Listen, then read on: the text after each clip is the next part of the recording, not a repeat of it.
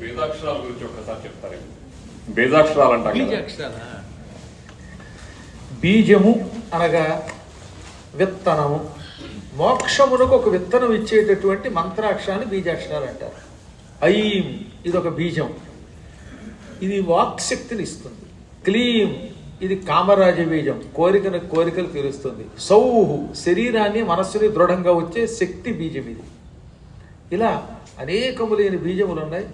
ఆ మొదలుకొని హా వరకు ఉండేవన్నీ కూడా సంపూర్ణముగా బిందువుతో కలిస్తే బీజములు అవుతాయి.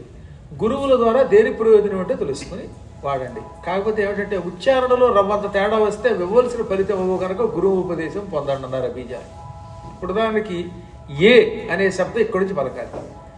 కయ్యే ఏ లక్ష్మీ అని చదివారంటే ఫలితం పోతుంది. కా తర్వాత ఆపి ఏ అనాలి, కంఠంతో పలకాలి. క ఏ ఏ లక్ష్మీం. ఎందుకంటే ఇచు యశానాం తాలుహు అని ఇవన్నీ తాళవ్యాలు కనుక అందుకని ఏ ఇక్కడి నుంచి పలకాలి. అందుకే అక్కడ మాత్రం కలపద్దని గురువు ఉపదేశం అన్నాడు. క ఏ. అదే యా అన్నప్పుడు అదొక శబ్దం. అందుకే ఇచ్చు యశానాం తాలుహు. యా అనేది ఒక రకంగా పలుకుతాం, అది తాళవ్యం. ఈ ఏ కంఠం నుంచి పలకాలి, అది తాళవ్యంతో పలకాలి. ఇలా గురువు మిమ్మల్ని ఎలా పలకమంటే అలా జాగ్రత్తగా పలకాలి. కొన్ని బీజములకు దీర్ఘంగా ఉచ్చరించాలి. ఐం అన్నప్పుడు ఐం అనకూడదు. ఒకటి అయ్యమ్మ ఇలా చదివేయకూడదు. ఐం అని కొద్దిగా దీర్ఘం చదవాలి. హ్రీం శ్రీం క్లీం. దానికి ఆ దీర్ఘం అలా తీస్తేనే ఆ బీజం సక్రమమైన ఫలితం ఇస్తుంది.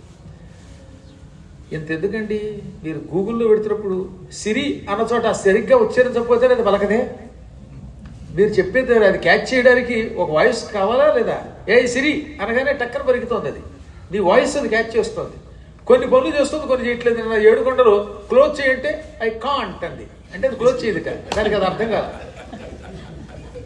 అక్షరం విని దిక్కుమాలు గూగులే నేను చేయగలను చేయలేనంటూ అంటే ఈ బీజాక్షరములు మరి సక్రమంగా పలికించకపోతే ఆ బీజాక్షరాలు అధిష్టాన దేవత ఈవిడు గూగులమ్మ అయితే ఆవిడ గోగులమ్మ. ఆ గోగులమ్మ పలికించాలంటే మనం దాన్ని స్పష్టంగా ఉచ్చరించాలి. ఇప్పుడు మీకు అర్థమైంది కనుక అందుకని ఉపదేశం పొందండి అన్నారు. సరేనా? ఇంక మేము ఆలస్యం చేయకుండా